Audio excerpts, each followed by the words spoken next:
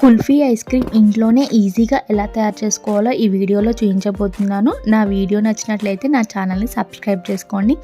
ఒక mixie jar తీసుకొని దానిలో బాదం, జీడిపప్పు, అలాగే 4-5 ఇలాచీలు, టేస్ట్ తగినంత షుగర్ను యాడ్ చేసుకొని గ్రైండ్ చేసుకోవాలి. ఇలా పౌడర్గా గ్రైండ్ చేసుకోవాలి. స్టవ్ పై గిన్నె పెట్టుకొని ఇక్కడ 1/2 లీటర్ పాలను తీసుకున్నాను. ఇక్కడ నేను ఫుల్ ఫ్యాట్ మిల్క్ని తీసుకున్నాను. ఇవి బాగా మరిగించుకోవాలి. ఇవి బాగా మరిగాక ఇందులో మనం గ్రైండ్ చేసుకున్న పౌడర్ని వేసుకొని ఒక 2-3 నిమిషాలు కలుపుకొని స్టవ్ ఆఫ్ చేసుకొని చల్లారబెట్టుకోవాలి. చల్లారిన ఈ మిశ్రమంను ఐస్ క్రీమ్ మౌల్స్లో తీసుకోవాలి. దీనిని ఒక 6-7 గంటలు డీప్ ఫ్రిడ్జ్లో ఉంచుకోవాలి.